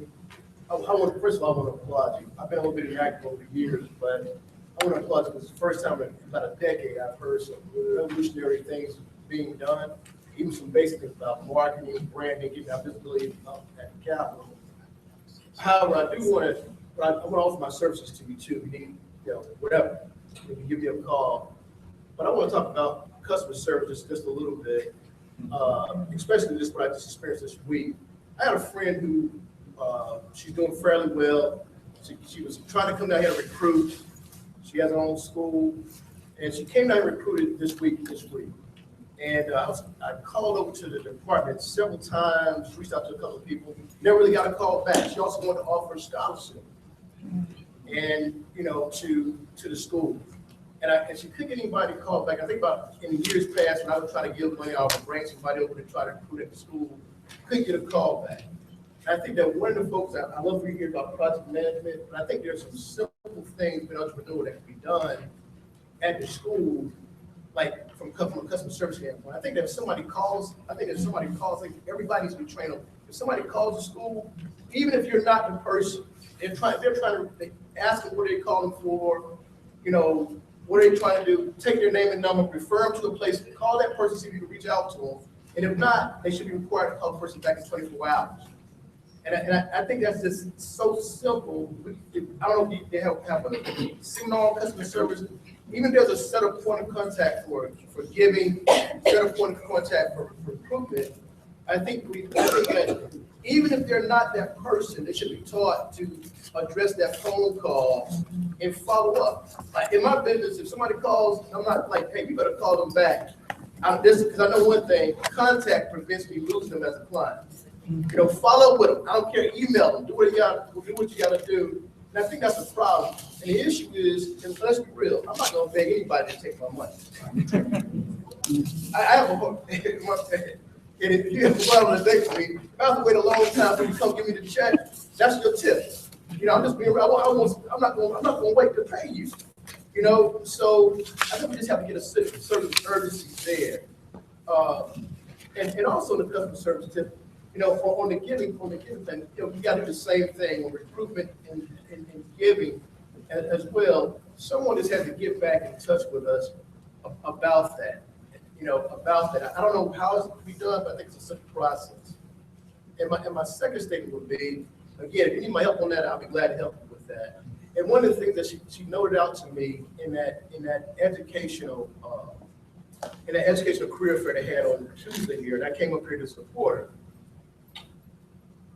In terms of branding, just the fundamental things, I love what you were talking about to get the students understand their domain, about how to dress. She was slightly disappointed because she was like, no, you know, I thought I saw more Clarkites here, but she specifically wanted a Clark first. She said, I got 10 resumes. The majority of resumes were young ladies from Spell. And the career fair was here on Clark campus. I was standing outside the door, my brother can tell you, I was begging, like, look, can you please go up here and prove? I was going around taking cards from people because there were companies here, districts here hiring teachers on the spot. I mean, on the spot. You know, and I told them, I went and got Moses, hey, look, you need to meet some of these people. They're hiring on the spot. I referred a friend who's probably gonna get a job in St. Louis for the next term, just this week. You know, and I just think that we just have to teach these students, you know, the basics of dressing, how they would dress, what questions to ask. When I was in school, we had Dr. Brown, God bless his soul. Dr. Brown taught me how to, you know, what questions to ask, how to eat, you know, what not to say. They were interviewing, they were saying like, hey, I want the second question, like, well, you know, what opportunities do you have in Atlanta? The district is not from Atlanta. Why are you talking to them? They're out of Florida. You know, I went on my own business. Why would I hire you if you went on your own business? And I just think that's I don't know if that's what that class is being offered here, a business etiquette class or a business formality, a business protocol class. But I think that every major needs to go through that training because that's our first branding, our graduates. Well, I would say the following, that all of the points you made are absolutely crucial. And, but I'm also reminded of a trip when I worked for Templeton Funds. I was in India on a Saturday morning. In India, they work half day on Saturday. And we were at the company, I can't think of the company's name now, that now makes the Jaguar. And we were going there to meet with the chairman of the board. And so we're sitting there, and the head of Templeton India said, watch, just watch. And so I sat there, and the phone rang. The secretary for the chairman answered the phone, and she said, because we were waiting for him, he wasn't there. So she said, he's not here, call back. And she hung up. And so, we're a little bit better than that. The point is that it is something that we have to fix. The example that I gave earlier, where my wife was in my office working with the administrative folks to show them how you can actually answer the phone, even though you're on the phone. Okay, I think it's actually ridiculous, but that is something that we've had to do, and we are working on it. I've had to talk with our admissions people because at this time we get a lot of calls, and I said, well, why are we using a call center so that the calls can be answered? They're just it's customer service, but it's also project management, it's logistics, and so it's a combination. And so what we are working on is improving in those areas. Yes, I just wanted, Milton, I thank you for your comments and your question. I too have been disappointed in the customer service response here at the university. And I have raised my hand and have discussed it with President, and we feel your pain. We feel your pain. We're working on it. I can tell you that it has not gone unnoticed, and we're working on it. The other thing that I want to challenge you to, and every alumni here, my background is in human resources and executive search. I've worked for a large international executive search firm, Korn Ferry, and I really would like for us, the alums, to help our admissions office, our career placement office needs tremendous help to put together an advisory group to help in some of those things that you mentioned. I have found, and I've been on both sides of on the academic side, I spent a year at FAMU as an internship coordinator. I understand what professional development is, and that we need to implement a program like that, etiquette. I've done that for Jack and Jill. I've done that for a number of different organizations. So our children come here first generation, college bound, and they need our help.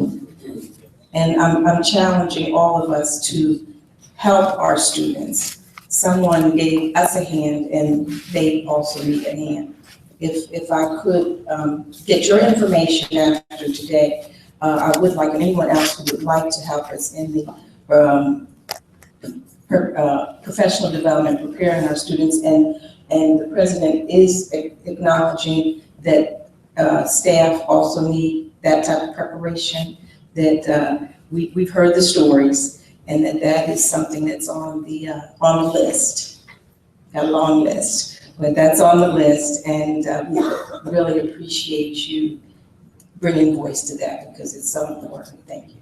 Last two, Mr. Tweet and Juan, because it's 2:15. The game starts at 3, and the bookstore is going to close. I think you can get your tickets. I'm sorry, you can. I think you can get your tickets until 3 o'clock if you go into the game. But we're taking. Last two questions are going to be Mr. Tweet and Juan. Oh, you didn't? Okay. Dr. Wyatt. We'll do Dr. Wyatt, and then we're gonna wrap up because the game starts at 3. If you're trying to get a ticket, the bookstore will be open till 3 o'clock. I was just gonna piggyback on the trip down to the Capitol. Can you all hear me back there? Yeah. Yes. About my class was 1949, and I've seen a whole lot of grads from this school that done some outstanding things in my life. That's been 70 years ago. We've been preaching a sermon here in many of our alumni meetings all over the country, stating that all the outstanding people we have in this institution, that we don't toot our horn enough. See, we got a lot of people around here that's been all over the country, everywhere, but we don't toot our horn. Now, this is a time on Monday that you can toot your horn with all these people who have the money and let them know that we have outstanding people from our institution and that we love this institution. And that's all I want to say, because if you don't know that, just look at yourselves and talk to each other. You'll find out exactly what I'm talking about. Thank you. Thank you.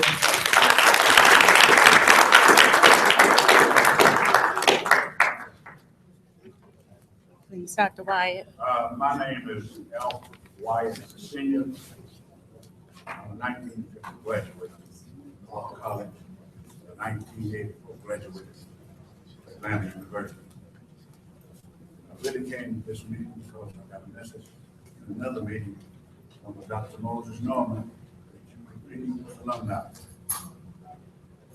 I really came here to meet the new administration.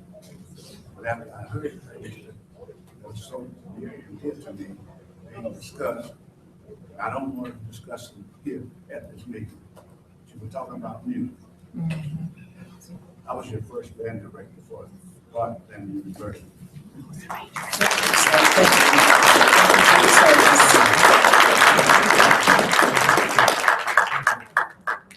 better than that, I was your first drum major for Clark College.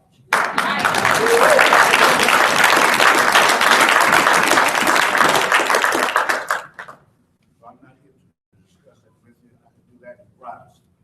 I'm here to help. Thank you.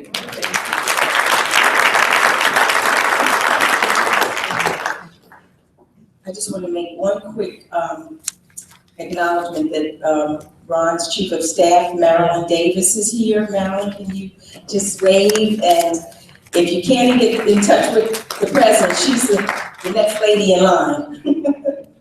And Anthony's here too. Anthony White? Coleman. Anthony Coleman. I made the mistake of saying no one was here. Okay, Anthony from our Institutional Advancement Office, Anthony Coleman. And in the back, Marshall Taggart, if my eyes are seeing correctly, our president of the CAU Alumni Association. Just wanted to acknowledge him, and again, thank you so much for taking your time today, and we look forward to meeting you and speaking with you and mobilizing for the future. Thank you. Thank you. Mrs. Johnson. Mr. Houston kind of stole my thunder because when I made the comments about my impression of Dr. Johnson earlier, I purposely didn't say anything about her. I want you to see for yourself, because when they were introduced to us at their press conference, I said, okay, the background matches what he's saying and everything. And then she talked. And I was like, 2 for 1. And I tell Amy, I said, we're really blessed to have them leading us here. And I tell them personally all the time, I don't know if you're paying attention to the slide presentation that's going on. Did you see them in the rec room with us at reception? Are you in the Houston chapter? I am. I think we'll be. The president, trust me, she will have your information before you get home. And she's an outstanding alumni president, one of the most loyal alumni walking this planet.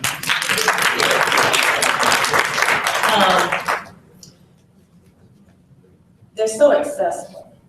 How long has it been since we've had that kind of leadership?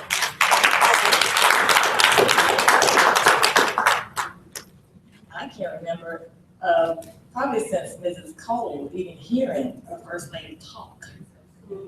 Okay? So I'm really excited, as I told you personally, about you being here and your leadership. And I have some things to say, to give to you to show our thanks today. This, Dr. Johnson, is for you. It is a monetary gift for your president's discretionary fund. And it comes with our thanks to you for taking the time to be here with us today. And I want to personally thank the alumni who donated to this fund, because we did it in short order, as we need to do. And Lisa, for you, Mrs. Johnson. This is a picture of Holly Kill, the president's residence.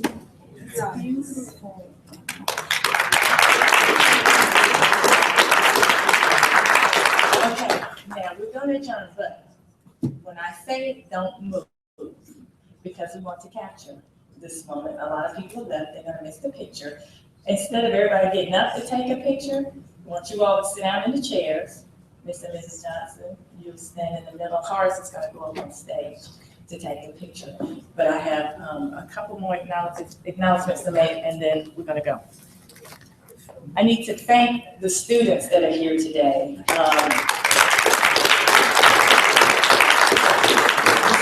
students that greeted you when you came in are OGs. Now, the first time I heard that, I couldn't allow myself to ask somebody, what is that? Because it sounds like a rapper. I was a freshman guide. Most of us in here were freshman guides, but they're the orientation guides, and I want to thank them for helping us today. And somebody else I missed. I want to thank the board and the Atlanta chapter board. You did most of them. That's why I'm struggling. We've got Anthony. Let me say this to us. And I don't want to miss anything. When it comes to raising money for a university, the single most important thing is to be able to put your hands on your alumni. By that, I mean knowing their names, their phone numbers, their email, their social media, and their address. In an effort to maximize our chapter's efforts to support President Johnson, I asked a team of our chapter members to put forth a very focused effort to find alumni that live in the greater Atlanta area. And we found out and confirmed this meeting last Monday. It's been less than 2 weeks. I'm very pleased to report that that team, within 3 days, found 700 new connections. That's 700 more people than we already had.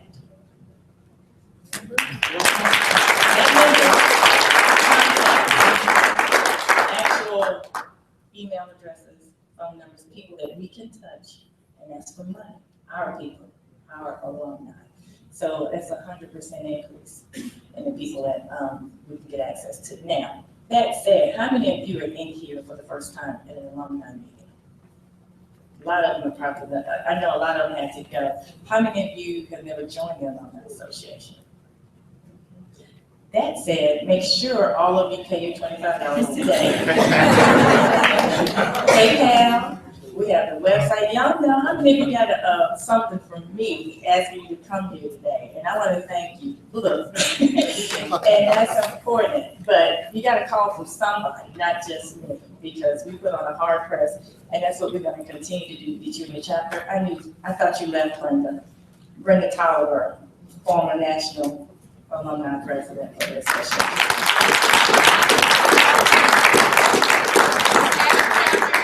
I was getting there. I got you. You took it right out of my mouth. I was just about to say, and we have members from the DeKalb chapter here today. Thank you. Janisa was up at 6:30 this morning, tagging people and sharing our post. Okay. We love our school. It doesn't matter what chapter we're in. It doesn't matter what sorority or what fraternity we're in. We love each other. I'm looking around this room, and I was going to say to y'all, you know, most of y'all come to you mentioned tailgate, and they all laugh. Most of you are at the mixer that I host with some of my classmates on Thursday during homecoming. You know, a lot of us, but I'm proud of the diversity and demographics in this room too, because that was one of my main focus. If you look at our board, we have graduates from 1949 to the 2000s to represent you. So we now have those 700 more contacts, and I really want to take the time to thank that team. And at the same time, I appeal to all of you here today, is that you share this moment in your social media today. Reach out to your connections. Tell them about this experience today. When I get to my news feed this afternoon, I expect to see all of your posts about how fantastic this experience was for you today. I see you, Kendall. Okay, so. Irene, what's our hashtag? Atlanta chapter. I'm tired. I just wanted to introduce myself real quick. Richard Stewart, president of the Nashville chapter. And this is my first time being here, but I've been to our Nashville meetings. After seeing this, I realized we got to compete with. We got a lot to do to compete with Atlanta. I'm gonna tell you that right now. But we're going against it. That's another thing. There's 10,000 of us in Atlanta. There's 20,000 of us in Metro Atlanta. Good luck. Watch my smoke. Because I'm coming. I know this, this is fantastic. You know, there were over 100 people in the room. I can't remember the last, I don't think I've ever seen 100 people at an alumni meeting. So thank you very much for your support, but more importantly, thank you for supporting our university. Okay, did I do everything, Lisa? Yeah. Thank you. That's it. You gonna let them sit? Yeah, I'm gonna let them sit, and everybody on this side needs to come over on this side, because I can only get this. Everybody just fill in over here. Everybody else hold tight. That's it, you need to John. So just slide over here. This side first. Slide to, what's that? The left.